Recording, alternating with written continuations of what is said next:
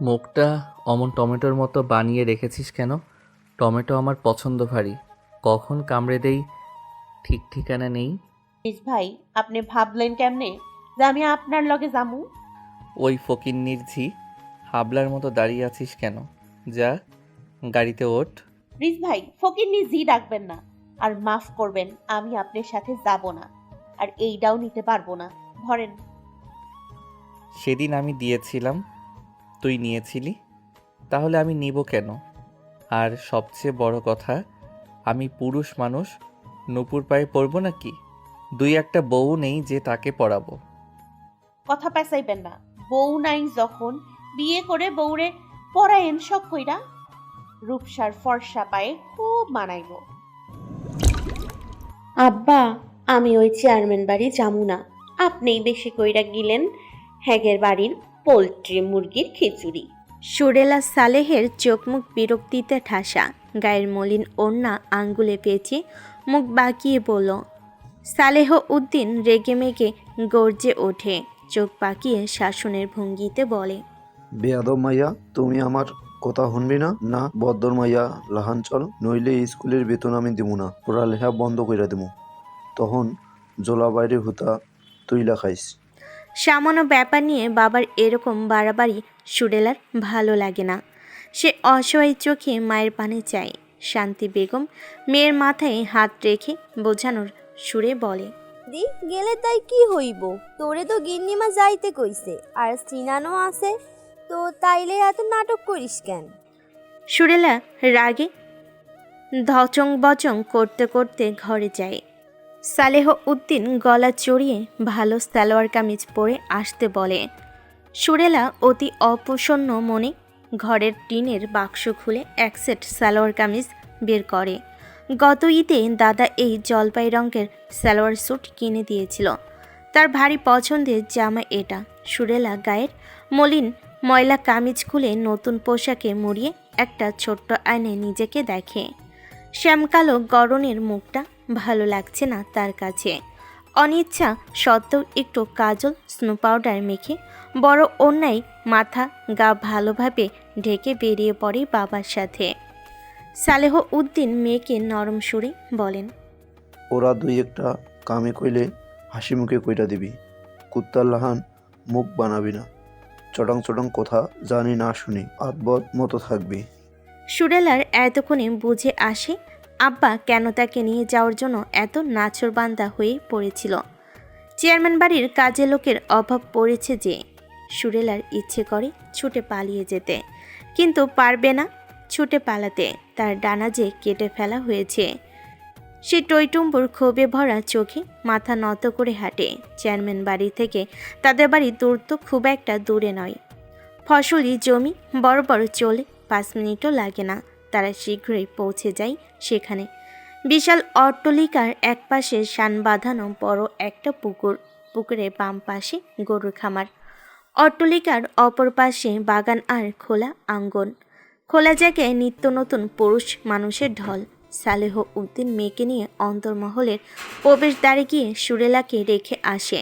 সুরেলা বাইরে অসহায় নজরে ভাইকে খোঁজে, কিন্তু পায় না। সুরেলা আটকে রাখা কারুকাজে খচিত কাঠের দরজা হালকা খুলে ভেতরে প্রবেশ করে। কয়েক পা এগিয়ে যেতে নজরে আসে ব্যস্ত মানবীর ঢল। বিশাল এই অট্টালিকার মাঝে 4 কোণা উঠান রয়েছে। উঠোনের চারপাশে বারান্দায় চেয়ারম্যান বাড়ির গিন্নিরা বসে হুকুম চালাচ্ছে কাজের মেয়েদের উপর। কাঠের চেয়ারে বসা বাড়ির বড় গিন্নি রেবেকা বানু সুরেলাকে দেখে গম্ভীর গলায় বলে। আসতে বলেছিলাম বলে ভাব বেড়ে গিয়েছিল নাকি? এত দেরি করলি কেন? যা, এটো প্লেটগুলো মেজে দে ভালোভাবে। সুরেলার শক্ত চোয়ালে 4 সিঁড়ি বেয়ে নেমে আসে। এটো বাসনকোসন রাখা শানের পইটাই বসে কল ছেড়ে মাজতে শুরু করে প্লেট। উপস্থিত সকল কাজের মহিলারা যার যার কাজে ব্যস্ত। সুরেলা সবার পানে একবার তাকায়, এদিকে ওদিকে তাকি কাউকে খুঁজছে, তবে কাঙ্ক্ষিত ব্যক্তি নজরে আসে না।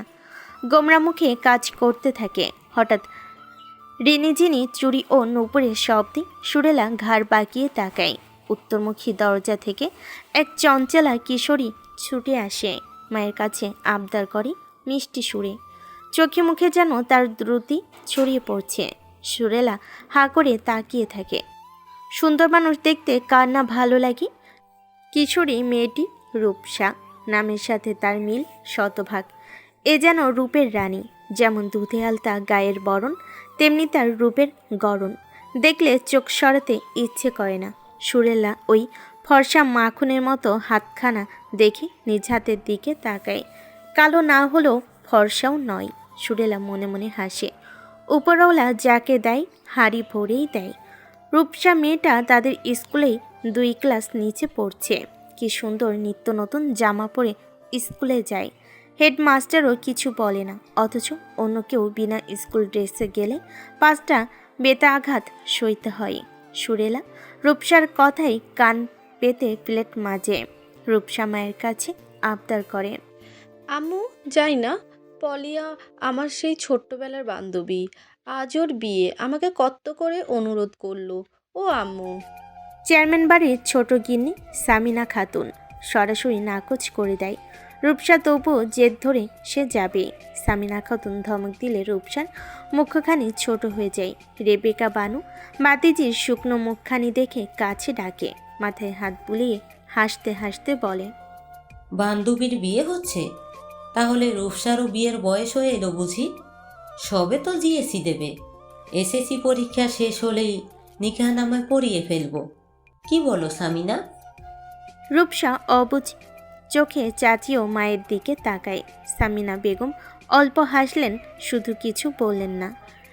রেবেকা বানু রূপসার অবুঝ চাহনি দেখে হেসে বলে, আর একটু বড় হ, বুঝতে পারবি।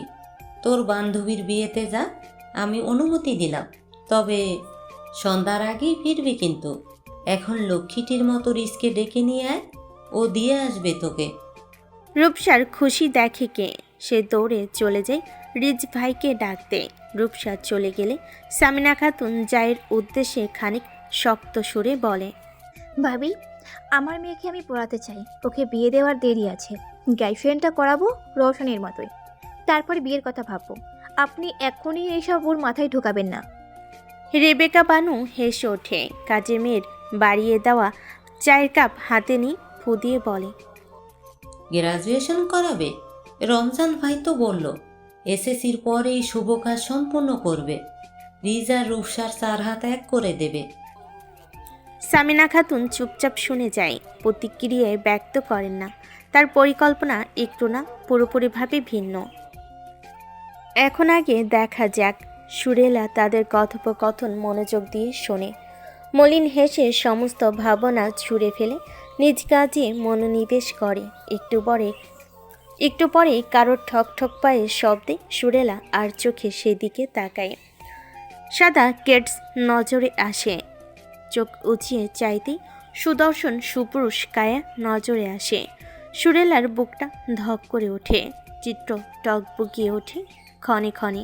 তবে পুরুষ কায়ার পেছনে হুড়পুড়ি দেখে সুরেলা সেই যে মাথা নত করে নিল, তবে সেই কাঙ্ক্ষিত মানবটার গমগমে আওয়াজ কর্ণ গহ্বরে ঢুকতে সুরেলার গায়ের কাটা শিউরে ওঠে।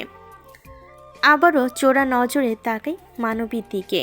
এলোমেলো চুল, ফোলা ফোলা চোখে যেন মাদকতা ঢেলে দিয়েছে। শুভ্র গড়নের মুখটা সুরেলাকে বারংবার থমকে দেয়। সুরেলা চোখ বুজে বিড়বিড় করে আয়তাল কুসরি পাঠ করে। সুরেলা নামক কিশোরী মানবটার নজরে আসে। তখনই ঠোঁট বাঁকিয়ে অল্প হাসে নওরিজ মাহবুব খান। নজর সরিয়ে মায়ের দিকে তাকিয়ে বলে, আম্মা, আমি যেতে পারবো না, আমার কাজ আছে। রওশনকে পাঠিয়ে দিচ্ছি রূপসার সাথে, আর আমার ঘরটা একটু গুছিয়ে দিতে বলুন কাউকে। রিনের ছেলে মেয়ে গোয়ালঘর বানিয়ে রেখেছে, ফ্লোরে বিছানায় খাবারের ছড়াছড়ি। রেবেকা বানু তাদের কাজে মেয়ে রূপবানকে বলে ঘর গুছিয়ে দিয়ে আসতে।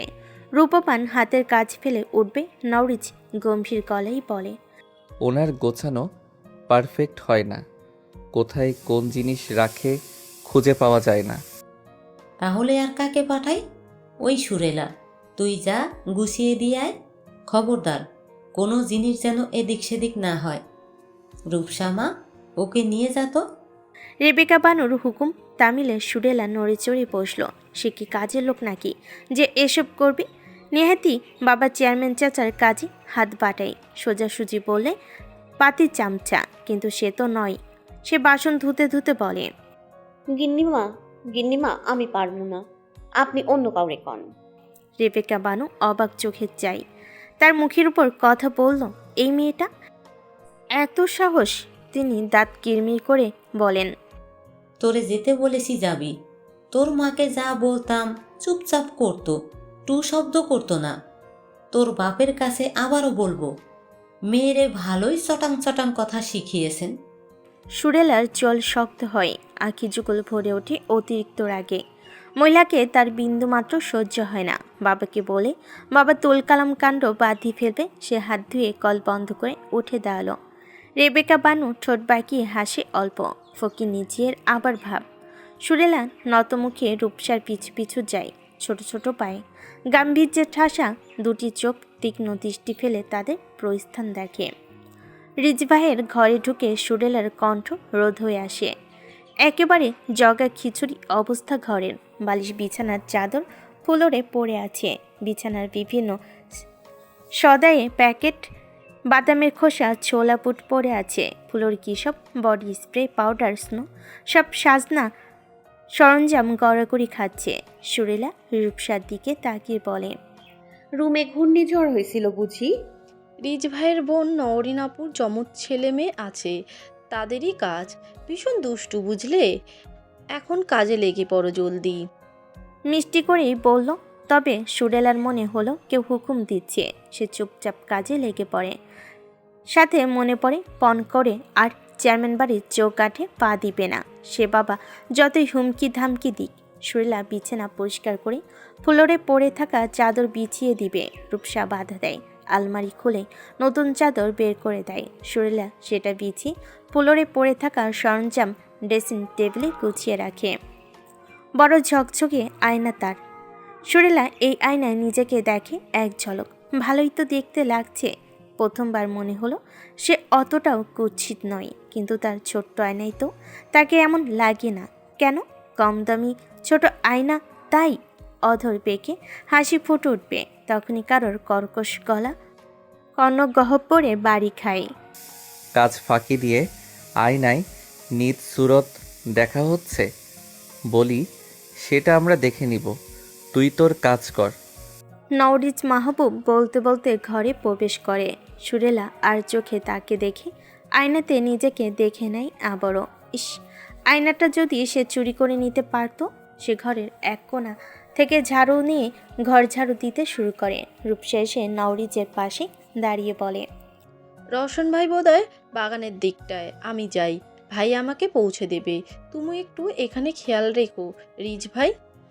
বলে রূপসা দুষ্টু হেসে পগার পার। সুরেলা নত মাথা তুলে তার প্রস্থান দেখে। ও তাকে পাহারা দিচ্ছিল, অথচ সে বোকা ভেবেছে একা, তাই সঙ্গ দিচ্ছে। সুরেলা ছুটে পালিয়ে যেতে ইচ্ছে করে সেখান থেকে। সে তড়িঘড়ি হাত চালায়, ঘর গুছিয়ে এসে ভাইয়ের কাছে চলে যাবে।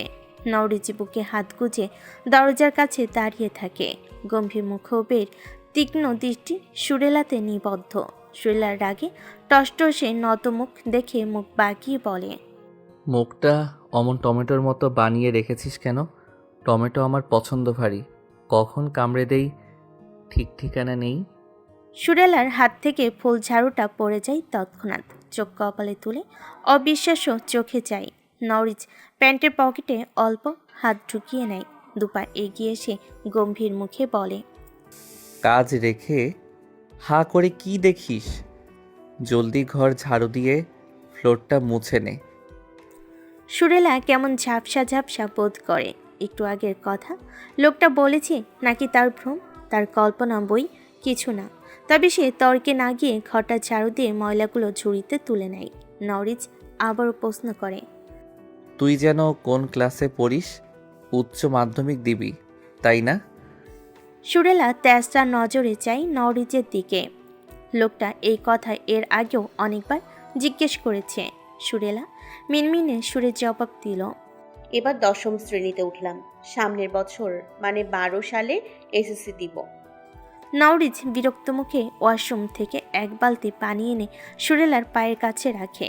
আলমারি খুলে একটা টি শার্ট বের করে সুরেলার দিকে বাড়িয়ে বলে, বড় কবে হবি তুই? থোবরা দেখে 29 বছরের মহিলা লাগে। সে বাদ দে, রুমটা মুছে দে, এটা দিয়ে ভালোভাবে করিস। অপমানে সুরেলার আঁখি জোড়া ভরে ওঠে। তাকে সত্যি মহিলা মহিলা লাগে। সে ঢোক গিলে পারন্ত টি শার্টটি হাতে নেয়। দেখে তো নতুনই মনে হচ্ছে। এর চেয়ে মলিন শার্ট তার ভাই এখনও গায়ে দিয়ে দাওয়াত খেতে যায়। সে টি শার্টটা পানিতে চুবিয়ে পুরো ফ্লোর মুছে নেয় দুবার। আমার তো ভাই 3-4টে বিয়ে করার অনেক শখ।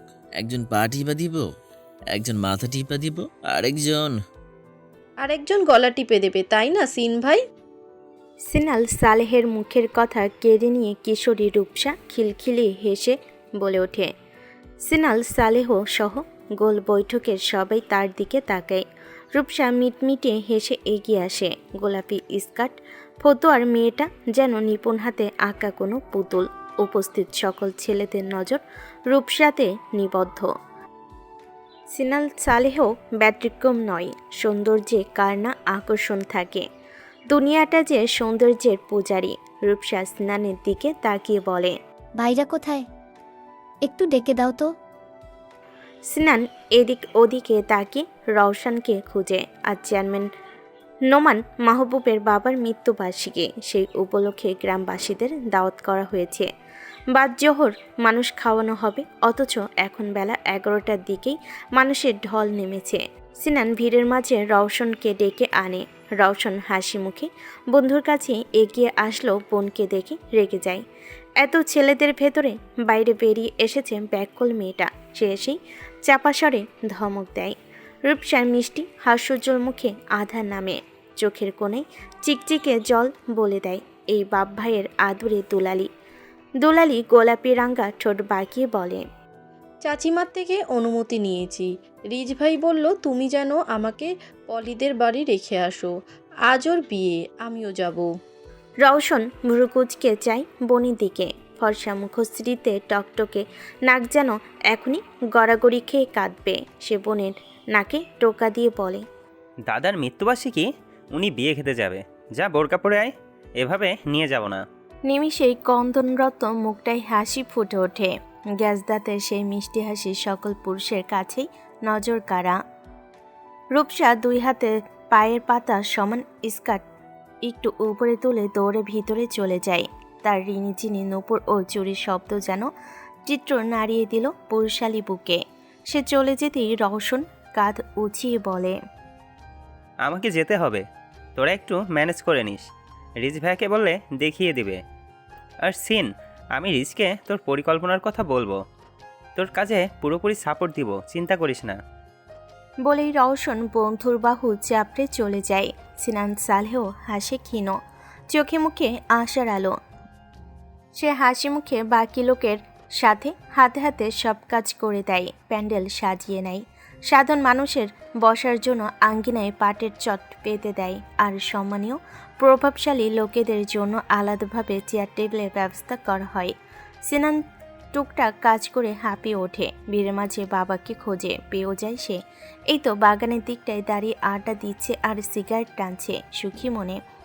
যেন তার চেয়ে সুখী ব্যক্তি দুটো নেই। সে এগিয়ে বাবার পাশে দাঁড়িয়ে বলে, আব্বা সব কাজ করে দিছে, আমি যাই, দোকানে সফি একলা আছে।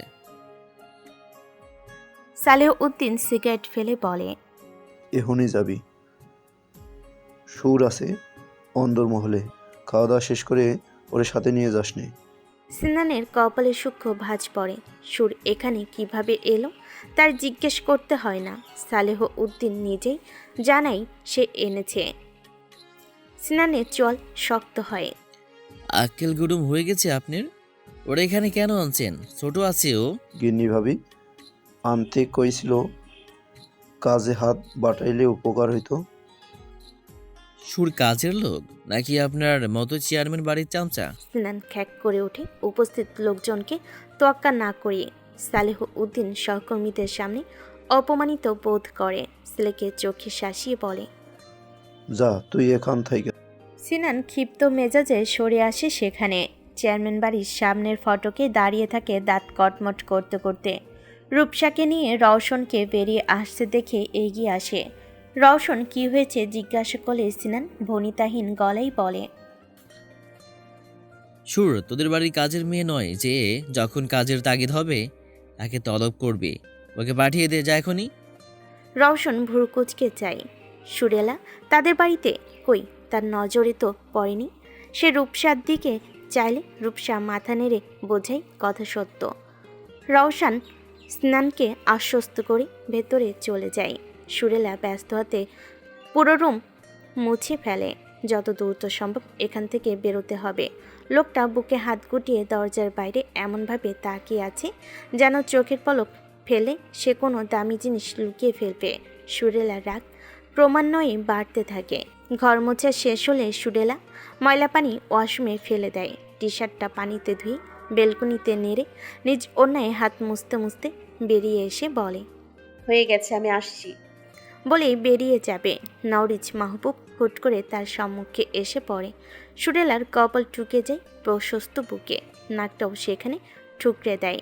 সূর্যকে শুষে নেয় পুরুষালী কড়া ঘ্রাণ। মাথাটা ঝিমঝিম করে উঠল বুঝি। সুরেলা তৎক্ষণাৎ সিটকে সরে দাঁড়ায়, কড়া গলায় বলে। এ কেমন অসভ্যতামি রিজ ভাই, পথ ছাড়েন। নওরিজ পকেটে হাত গুটিয়ে ভাবলেশীন দাঁড়িয়ে। সূক্ষ্ম দৃষ্টি সুরেলার আপদ মস্তকে আটকে। সুরেলার দাঁতে দাঁত চেপে পাশ কাটিয়ে চলে যাবে। নরিজ আবারও সামনে এসে দাঁড়ায়। সুরেলার রাগে কান্না চলে আসে। ভয়ে বুকটা কেঁপে কেঁপে ওঠে। কম্পমান গলায় প্রত্যুত্তর করল। রিজ ভাই, আল্লাহর দোহাই, রাস্তা ছাড়েন। নরিজ তবুও ভাবলেশীনভাবেই দাঁড়িয়ে। সুরেলার ইচ্ছে করে ওই ভারী কাঠের চেয়ার তুলে এই লোকটার মাথা ফাটিয়ে দিতে। শালা হুতুম প্যাঁচা লুচ্চা। নরিজ পকেট থেকে কিছু একটা বের করে মুঠোয় ভরে বাড়িয়ে দেয় সুরেলার দিকে। গম্ভীর কণ্ঠে বলে। First of all, I am not your ভাই। আমার বোন হওয়ার কোনো গুণ তোর মধ্যে নেই। না তুই আমার কোনো প্রকার তো বোন। হ্যাঁ, তবে দূরসম্পর্কের পাড়াতো বোন বলা চললেও বলা যায়। But I am not interested, take it. সুরেলা প্রশ্নাত্মক চাহনি নিক্ষেপ করে বলে। আমারও কোনো শখ নাই কারো বোন হওয়ার। সরেন, আমি যামু।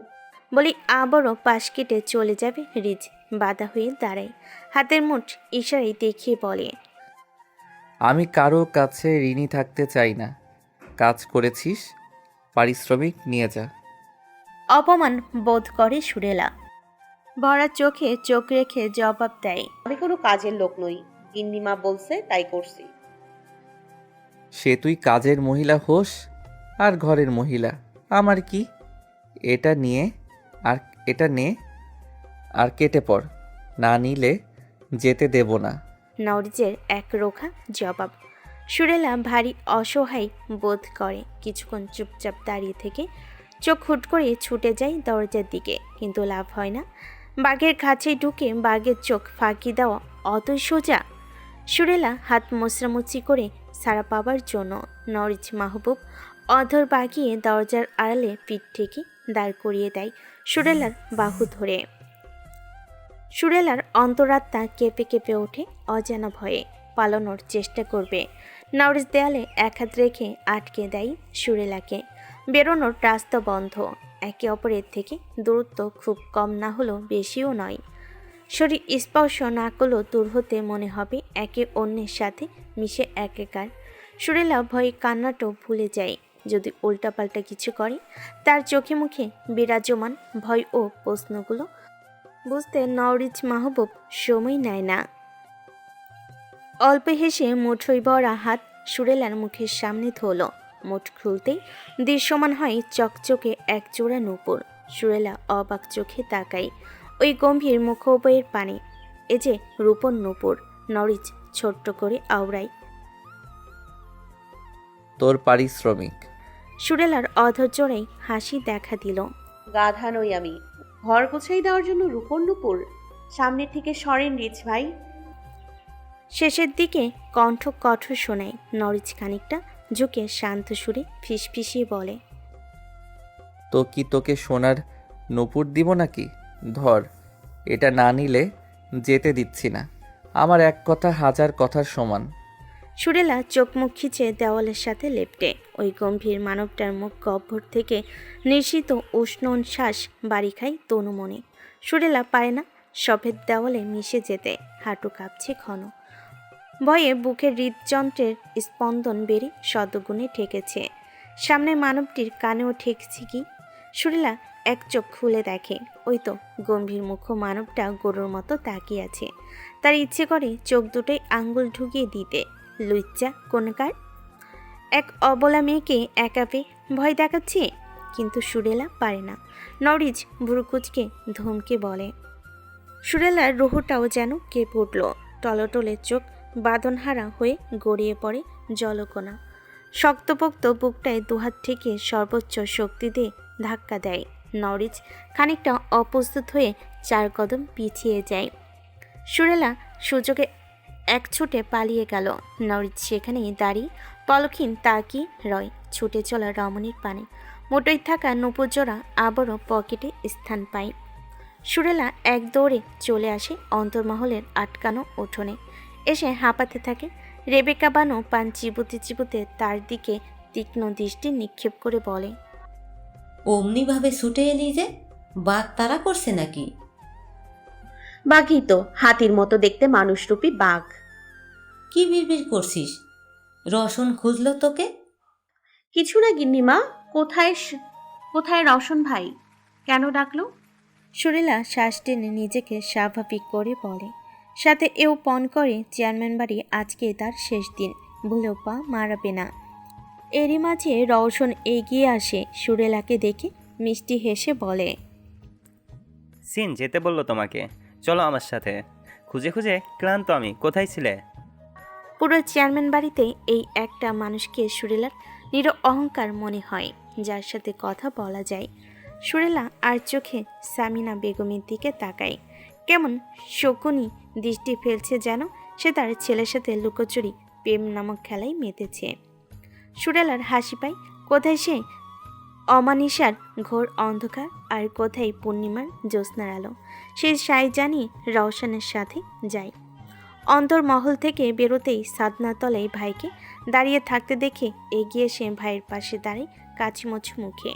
রূপসা বরাবরের মতো হাস্যোজ্জ্বল মুখে প্রশ্ন করে, এত জলদি হয়ে গেল ঘর মোছা? রিচ ভাই কিন্তু খুবই খুঁতখুঁতে স্বভাবের। সুরেলা আর চোখে ভাইয়ের দিকে চায়। গম্ভীর মুখখানা ভয়ঙ্কর, চোয়ালদয় শক্ত করে রেখেছে। সুরেলার বুঝতে বাকি থাকে না আজ তার কপালে রামধমক নাচছে। সিনান কিছু না বলে বোনের হাতটা শক্ত করে ধরে টেনে নিয়ে যায়। সুরেলা ভাইয়ের সাথে পা মেলাতেও পিছু ফিরে রূপসার সৌন্দর্য ঘেরা মুখখানি দেখে নেয়। কেন জানি মেয়েটাকে তার একটু সহ্য হয় না, খুব বেশি অহংকারী মনে হয়। সরোজপুর উচ্চ বিদ্যালয়ের প্রাঙ্গণে ছেলেমেয়েরা সারি সারি বেঁধে দাঁড়িয়ে। সকলের পরনে একই উর্দি। ছেলেরা সাদা শার্ট ও কালো প্যান্ট পরিহিত অবস্থায়, আর মেয়েরা গাঢ় নীলরঙা কামিজে। সালোয়ার স্কার্ফ ক্রসবেল অবশ্য সাদা। তাদের সম্মুখে দাঁড়িয়ে স্কুলের শিক্ষক শিক্ষিকা মণ্ডলী। জাতীয় পতাকার পাশে প্রধান শিক্ষক দাঁড়িয়ে। অধর নড়ছে মৃদুমন্দ, শুধু তার নয় সকলেরই। জাতীয় সঙ্গীত গেয়ে যাচ্ছে সমস্বরে। কি শোভা কি ছায়া গো, কি স্নেহ কি মায়া গো, কি আঁচল বিছায় আছো বটের মূলে, নদীর কূলে কূলে। সবার মুখেই একই ভঙ্গিতে নড়ে চড়ে, তবে শাড়ির পেছন থেকে সুর ভেসে আসে খুবই ক্ষীণ। তাদের মনোযোগ জাতীয় সঙ্গীতের চরণে মোটেও নেই। স্যারের কাছে পেদানি না জোটে সেই অভিপ্রায়ে মুখ নাড়ে শুধু। সুযোগ পেলে আগে পেছনে পাশে সহপাঠীদের সাথে দুদণ্ড গালগল্প করতে ভুলে না। এইদিকে মেয়েরা অবশ্য এগিয়ে আছে। ষষ্ঠ সপ্তম শ্রেণীর মেয়েরা খুব একটা সুযোগ না পেলেও অষ্টম থেকে দশম শ্রেণীর মেয়েরা অধিকাংশই সারাদিনের গল্প যেন এই পিরিয়ডেই সেরে নেয়। পিটি স্যার ব্যথাতে এসে ঢু মেরে ধরতে পারে না কে কথা বলল। অধিকাংশ যে বোরকার মোড়ে মেয়েদের শাড়ির একেবারে শেষ প্রান্তে দশম শ্রেণীর মেয়েরা দাঁড়িয়ে। সুরেলা সবার শেষে দাঁড়িয়ে গুসুর গুসুর ফুসুর ফুসুর কথা বলছে। কোন ছেলে কার দিকে তাকিয়ে আছে, কতবার ভেটকি দিল, কোন মেয়ে সেটা দেখে মুচকি হাসলো, আর চোখে কথা বলল কোন জুটি। সুরেলা পেছনে দাঁড়িয়ে সবই খেয়াল করছে আর সম্মুখে দাঁড়িয়ে থাকা বান্ধবীকে জানাচ্ছে, এই মারু, দেখ আমাদের ক্লাসের জসিম 7-এ পড়া বুশরার দিকে হা কইরা তাকায় আছে। বুশরা অবশ্য পাত্তা দিতেছে না। সম্মুখে দণ্ডায়মান বান্ধবী মারিয়া পেছনে দিকে হিলে ফিসফিসিয়ে বলে, বুশরার সাথে 9-এ পড়া ফাহিমের লটর পটর আছে। দেখোস নাই 7-এর ক্লাসে খুয়া দিয়া বড় বড় করে লিখছে B+F। ইস, কেউ একটু আমার নামটা লিখলো না। দুঃখ বান্ধবী। মারিয়া নামক মানবী মাথা হালকা কাত করে পেছনে দ্বন্দ্বয়মান সুরেলাকে দেখে ভেঙচি কাটল। নাটক বাদ দে সুর, তুই যে তারা তাহলে বড় মাছ ধরা ফন্দি করেছিস সেটা কি আমি বুঝি না ভাবছিস? পাতায় পাতায় এন বইয়ের মলাটের ভিতরে ভাজ। স্যারের আগমনে থেমে যায় মারিয়া। কালা বেটে গোছে স্যার বেদ দেখি হুমকি দিয়ে যায়। সুরেলা যেন হাত ছেড়ে বাঁচল। কি আশ্চর্যের বিষয়! ব্যক্তিগত বিষয়ে কেন বান্ধবীদের নাক গলাতে হবে? নাকি এটা তাদের ব্যক্তিগত অধিকার? স্যার চলে গেলে মারিয়া এসরাই ছেলেদের দেখিয়ে বলে, দেখ ভাই, সবাই রূপসার দিকে কেমনে তাকায় আছে, মনে হয় চোখ দিয়ে চিড়া খাইতেছে। সব কয়টা লুচ্চার দল। বাড়ি সুন্দর জিনিস দেখবো না আমার দিকে তাকায়? আমরা যে কাল্যাণী, হ্যাঁ তো আকাশের চাঁদ।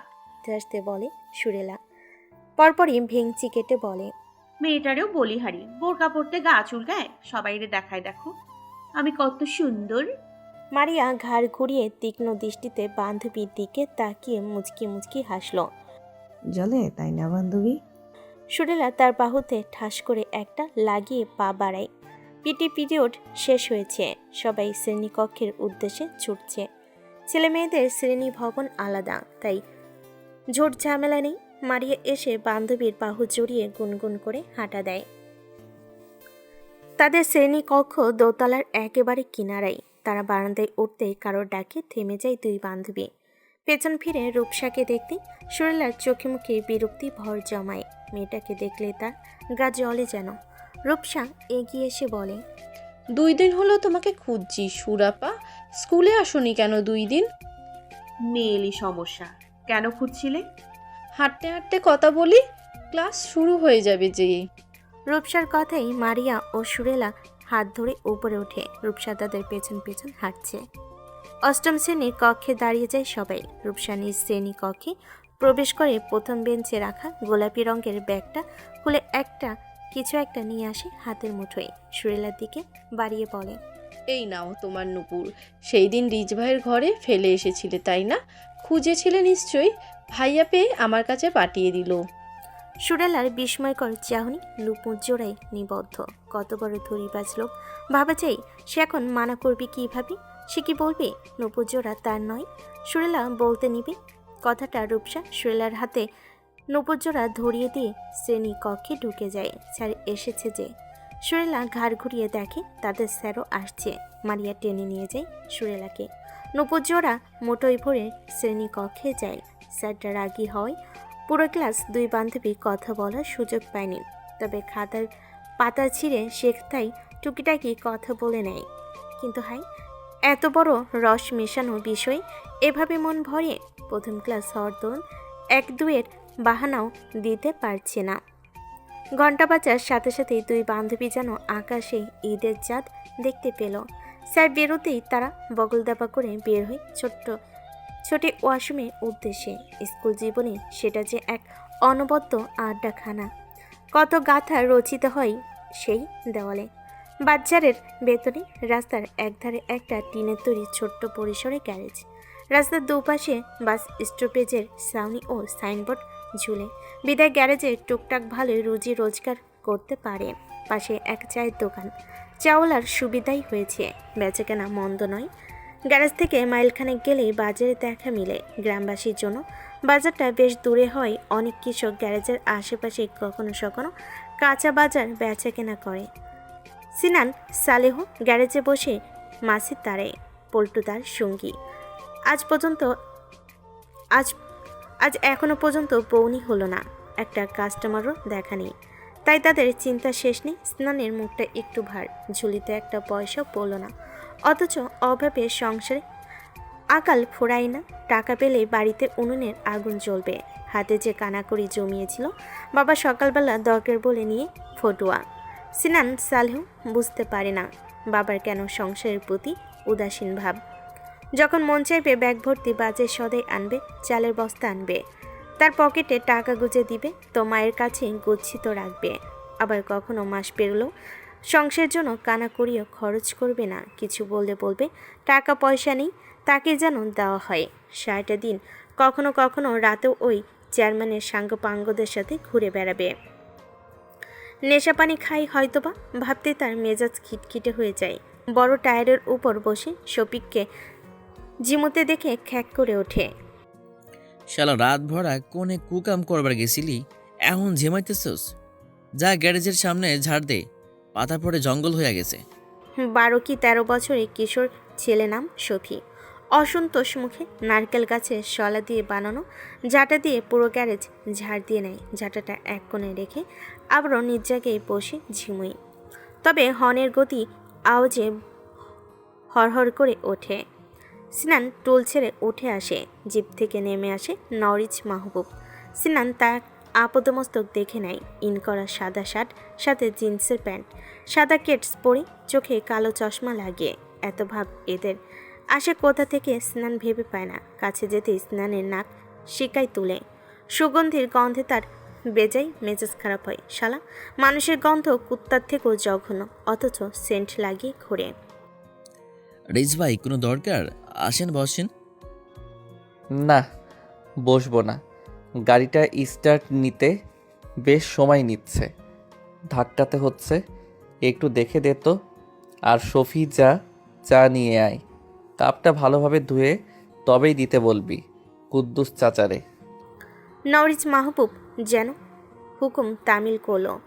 শফি যে আচ্ছা বলে চায়ের টাপরিতে চলে যায়। স্নানের মোটো ভালো লাগে না। সব জায়গায় একরকম আধিপত্য দেখানো। ক্ষমতা আছে দেখেই সব জায়গায় সেটা বিস্তার করে বেড়াবে। ক্ষমতা কি তার নেই? সে তো সাধন বেশি ঘুরে বেড়ায়। সে গাড়িতে উঠে বসে। গাড়ি স্টার্ট করতে করতে নরিচকে উদ্দেশ্য করে বলে, রওশন কি বলছিল আমার কথা? আসলে আমি একটা সংস্থা খুলতে চাইছি, গ্রামের সকল যুবকদের নিয়ে, অনেকটা স্বেচ্ছাসেবক দলের মতো। নরিচ চোখের কালো সানগ্লাসটা খুলে শার্টের সাথে ঝুলিয়ে সিনানের দিকে তাকায়। গম্ভীর গমগমে আওয়াজে প্রত্যুত্তরে বলে, বলল কাল রাতে। খুবই ভালো একটা উদ্যোগ, কিন্তু এখানে আমি কি করতে পারি?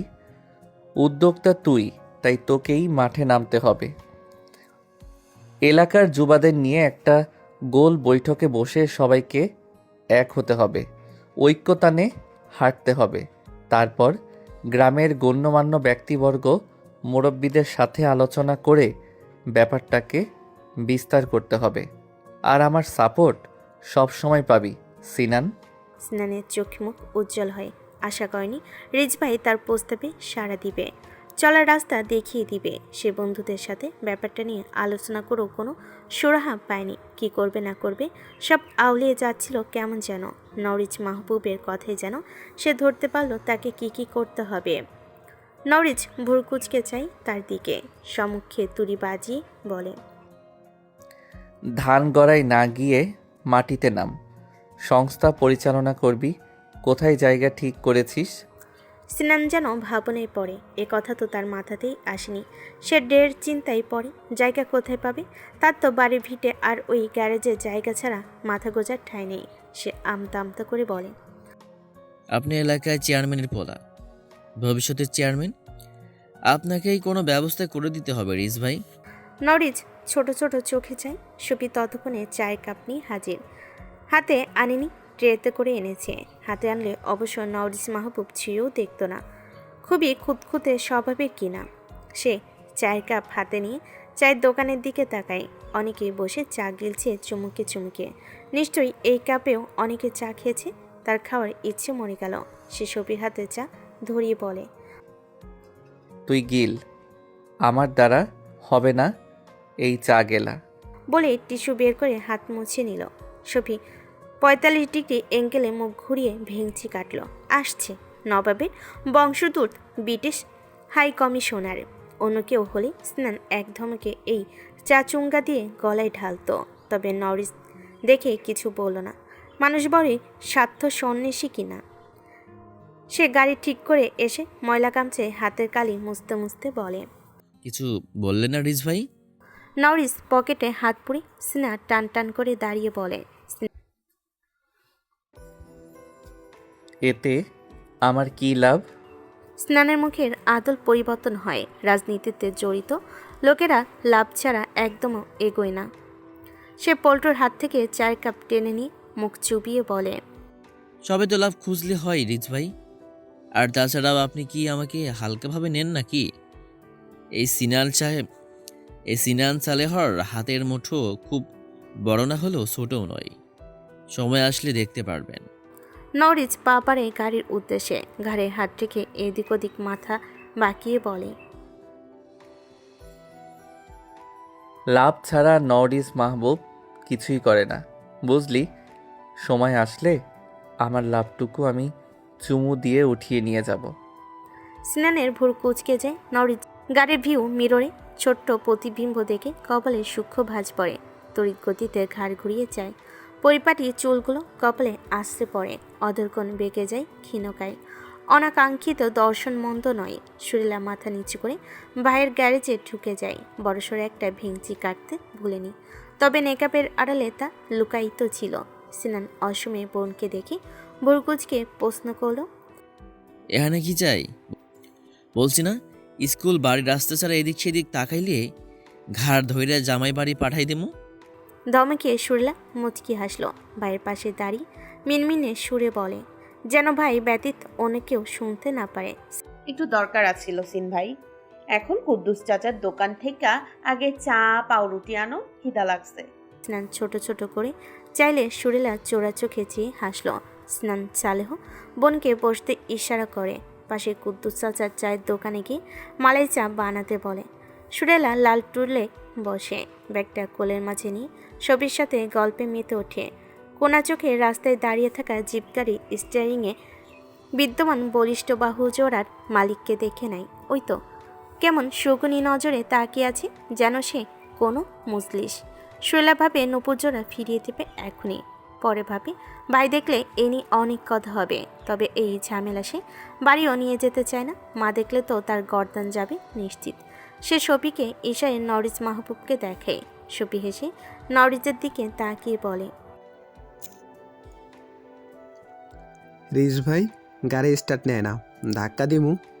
নরিজ শক্ত মুখে তাকায়, শুধু কিছু বলে না। গাড়ি চালিয়ে চলে যায় ধ্রুম ধাপ। তার গাড়ি ঘ্যার ঘ্যার শব্দে ও কালো ধোয়ার সুরেলা মুখ বাঁকিয়ে বলে, বড় লোকের রং ঢং দেখলেই মনে হয় কানের নিচে লাগাই একটা শালা লুচ্চা কোথাকার।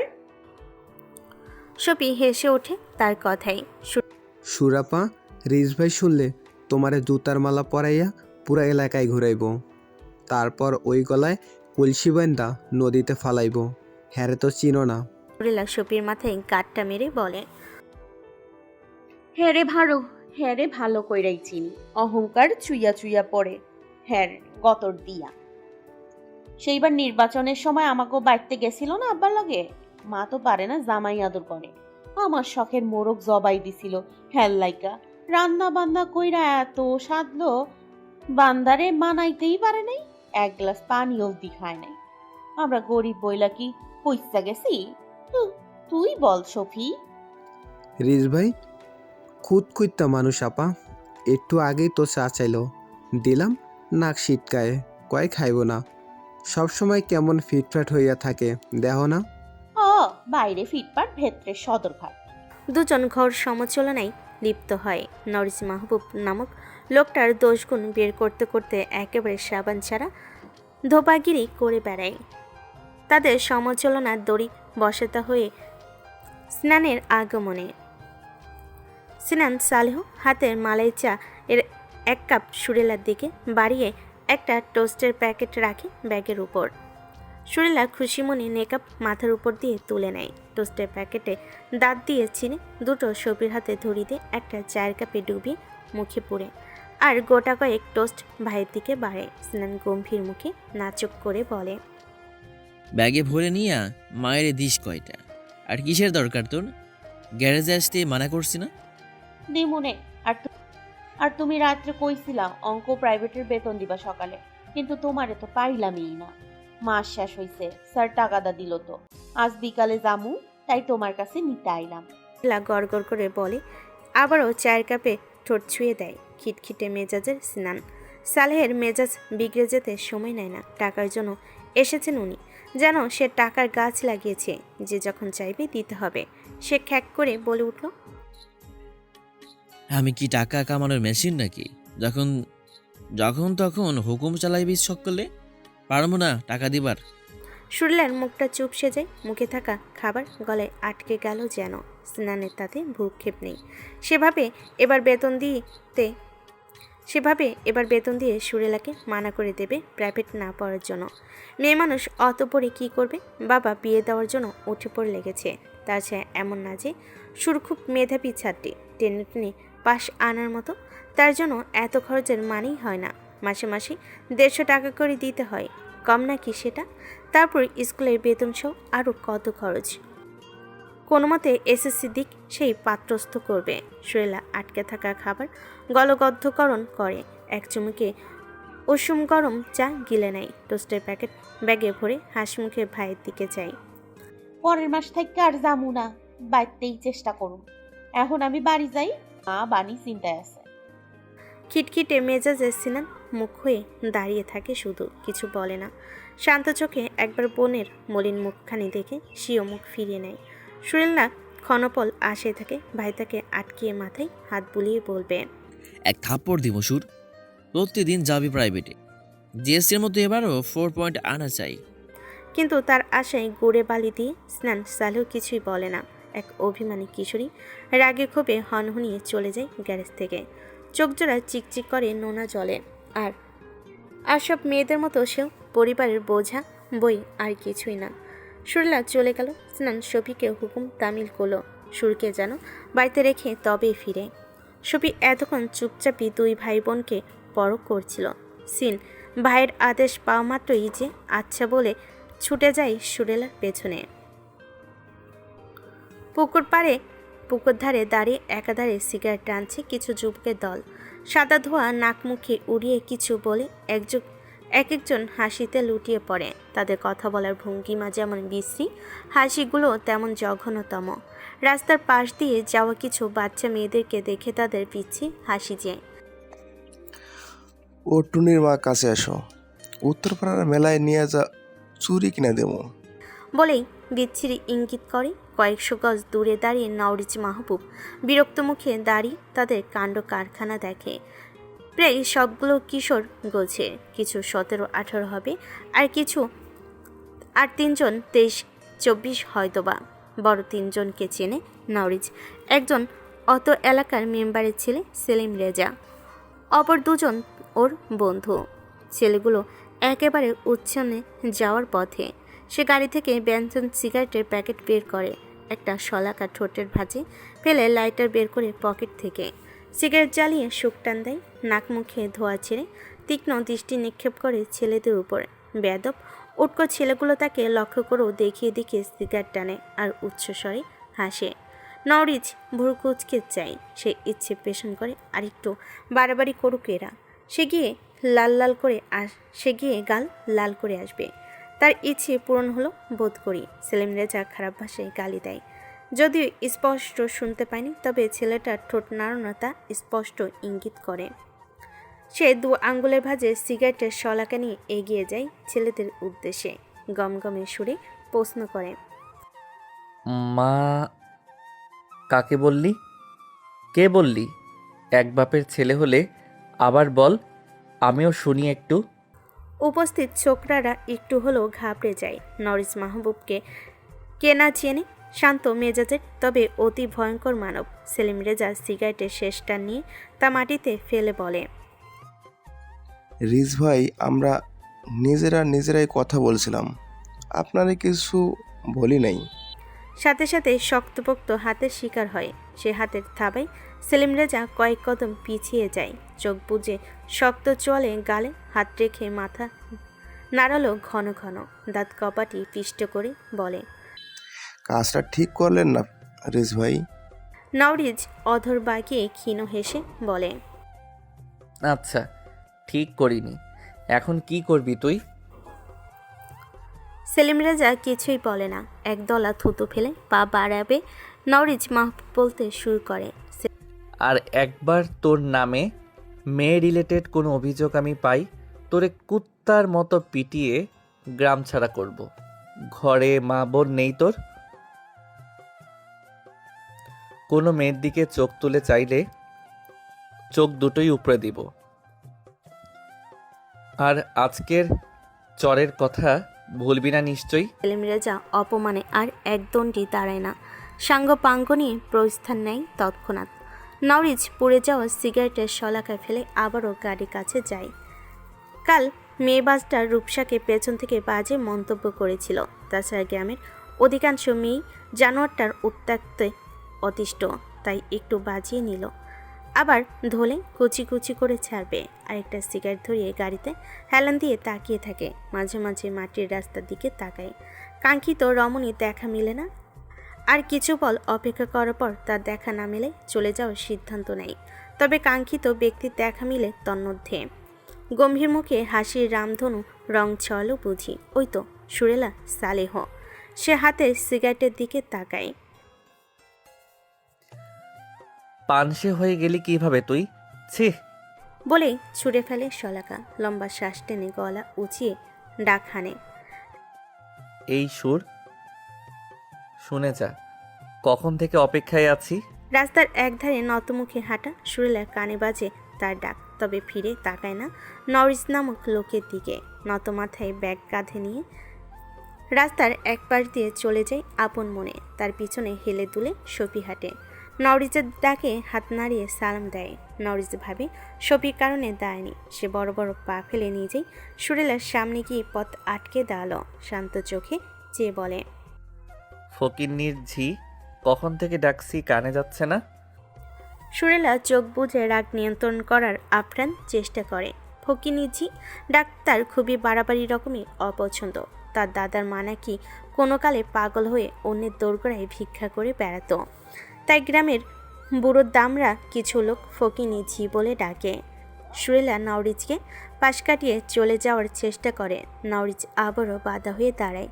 সুরেলা ক্ষিপ্ত সুরে খেকিয়ে বলে, এল্লা কেমন অসভ্যতা মিরিস ভাই! আপনি চেয়ারম্যানের পোলা, তাই আপনার দিকে কাদা না ছুড়লেও আমার দিকে গু ছুঁড়ে মারবো গ্রামবাসী। নওরিজ মাহবুব নাক ছিটকায়, যেন গু তার নাকে এসে ছিটকে লাগলো।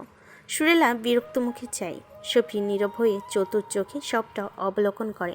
ওই তো রিজ ভাই কেমন করে সুর আপার পানে তাকিয়ে আছে। তার কিশোর মন অনেক কিছুই বুঝে নেয়। নওরিজ মাহবুব নাক ছিটকে গমগমে আওয়াজে প্রত্যুত্তর করল, কোথায় অসভ্যতামি? ফর গড সেক, আমার সামনে এইসব ছি মার্কা কথা বলবি না। সফি সুরেলা ড্যাব ড্যাব করে তাকায়। তার অর্ধেক কথা দুজনের মাথায় ঢুকে নেই। ছাতি মার্কা, বালতি মার্কা, আরও কত মার্কা শুনেছে তারা, কিন্তু ছি মার্কা কখনোই শোনেনি। এটা আবার কেমন মার্কা ভাই? সফি খ্যাক খ্যাক করে হেসে বলে উঠল, সিমার্কা কথা আবার কি? গুড়ে কইছেন? গুড় আবার মার্কা আছে? কুত্তার গু, মুরগিরও গু, মানুষেরও গু।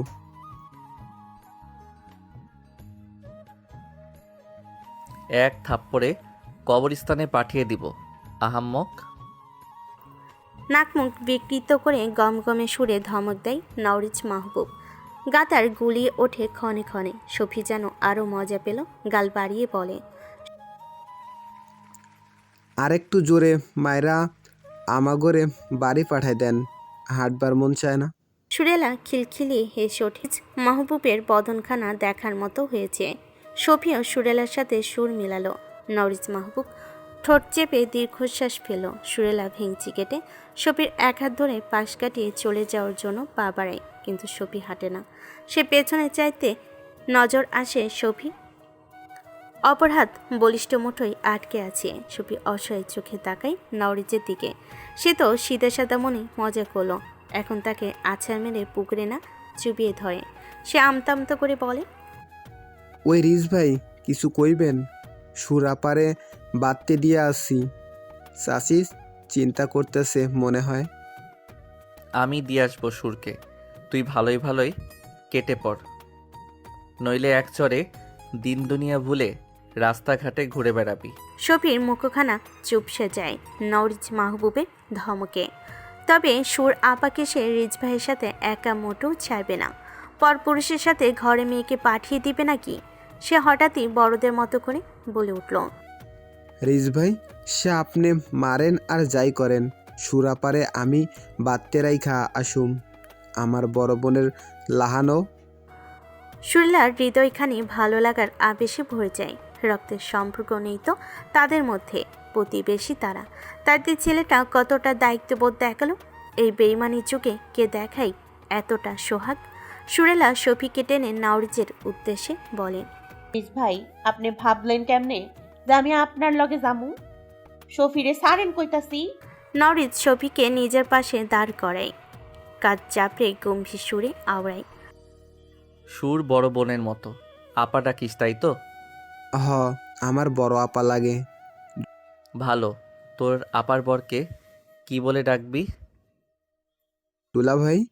নরিজের গম্ভীর মুখশ্রী পরিবর্তন হয় নিমিষেই, আর চোখে নেকাবে মুড়ে থাকা মানবীকে দেখতে ভুলে না।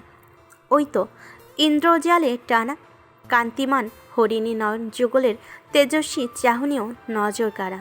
সে পকেট থেকে মানি ব্যাগ ব্যাগ করে 100 টাকার কচকচে নোটটা সফির পকেটে ঢুকিয়ে দিয়ে বলে, সম্বোধনে খুশি হলাম, মানে কেটে পড় জলদি। এদিক ওদিক ঘুরে একটু পরেই যাস গ্যারেজে। আর ওই খিটখিটে মেজাজের সিনানের কানে গেলে 13টার খবর দেখিয়ে দিব। যা। সফি প্রথমে হাবলার মতো মাথা নাড়লেও পরবর্তীতে বোকা মনটা বুঝতে পেরে লাজুক হাসল। মাথা চুলকিয়ে সুরেলার দিকে তাকিয়ে বলে, সুরাপা, আমি গেলাম। দোলা ভাইরে আমার ভারী পছন্দ। বলে দৌড়ে ছুটে যায়। সুরেলা দাঁত কিরমির করে। একটু আগে না খুব দায়িত্ববোধ দেখাচ্ছিল, এখন পকেটে কচকচে নোট আসতে দায়িত্ব থেকে ইস্তফা নিল। পিঠের চামড়া তুলে লবণ লাগাবে সুরেলা। ওই ফকিন্নির ঝি, হাবলার মতো দাঁড়িয়ে আছিস কেন? যা, গাড়িতে ওঠ। সুরেলা সিও ব্যাগ হাতে নূপুর জোড়া বের করে বাড়িয়ে দেয় সম্মুখে দণ্ডায়মান মানবীর দিকে। শান্ত সুবোধ বালিকার মতো আওড়ায়, রিজ ভাই, ফকিন্নি জি ডাকবেন না, আর মাফ করবেন, আমি আপনার সাথে যাব না, আর এইটাও নিতে পারবো না, ধরেন। নরিজ মাহবুব ভ্রু কুচকে চায়। বাড়িয়ে দেওয়া হাতের মুঠোয় নূপুর জোড়া দেখে বলে, সেদিন আমি দিয়েছিলাম, তুই নিয়েছিলি, তাহলে আমি নিব কেন? আর সবচেয়ে বড় কথা, আমি পুরুষ মানুষ, নূপুর পায়ে পরব নাকি? 2-1টা বউ নেই যে তাকে পরাবো। কথা পেঁচাইবেন না। বউ নাই যখন, বিয়ে করে বউরে পরায়েন সব কইরা। রূপসার ফর্সা পায়ে খুব মানাইব। নরিজ প্রশ্নাত্মক চোখে বড় কুচকে চায়। নূপুর জোড়া নেয় না। সুরেলার অত ধৈর্য নেই। সে নূপুর জোড়া ছুঁড়ে ফেলে হনহনিয়ে চলে যায় নিচ রাস্তায়। নরিজের গম্ভীর মুখের আদল শক্ত দেখায়। দাঁতে দাঁত পিষে অপমান গিলে নিয়ে বালিতে গড়গড়ি খাওয়া নূপুর জোড়া তুলে পকেটে পুরে গাড়ি স্টার্ট দেয়। দূরচড়ায় বাঁশের তৈরি মাচালে বসে কতকগুলো চোখ এতক্ষণ তাদেরই লক্ষ্য করছিল।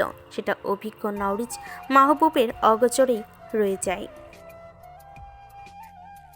মরার গরিবী দেখা দেখা অতিষ্ঠ হইয়া গেছি মারু।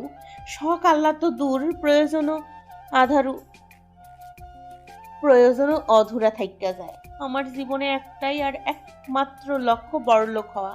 এখন একটা জব্বর আইডিয়া দে কিভাবে বড়লোক হওয়া যায়। আইডিয়া তো একখান আছে, একেবারে খাপের খাপ। সাইমনের বাপ ধরে নিয়ে বড়লোক হয়ে গেছিস। সুরেলা আম গাছের ডাল থেকে লাফ দিয়ে নামে। রৌদ্রমাখা লাল মুখশ্রী জুড়ে কৌতূহল, বুকে বাঁধা মলিন ওড়না খুলে গায়ে জড়িয়ে নিল। দুটো কাঁচা আম প্রাণপ্রিয় সখীর দিকে বাড়িয়ে বলে, আচ্ছা ধরলাম আমি হ্যাপি বড়লোক, তারপর? মারিয়া কাঁচা আম সুরেলার অন্যের মুছে কামড় বসায়। টকে মুখ বিকৃত করে জবাব দেয়, তুই ফকিনি জিয়েরে বড়লোক হওয়ার একটা মাত্রই রাস্তা হলো একখান বইরা দামরা বড়লোক গেদারে খুঁজা কলমা পড়া, তারপর তুই বড়লোক বাড়ির বউ আসলে ছাবি গিট্টু দিয়ে মুখে পান দিয়ে হুকুম তালিম করবি। সুরেলা হাসতে হাসতে পেট চেপে ধরে। তালিমায় আচ্ছাদিত মুখটাই হাসির ঝলকটা যেন একদম গাছের নয়া পল্লব। অনেক কষ্টে হাসি থামিয়ে সুরেলা বলে,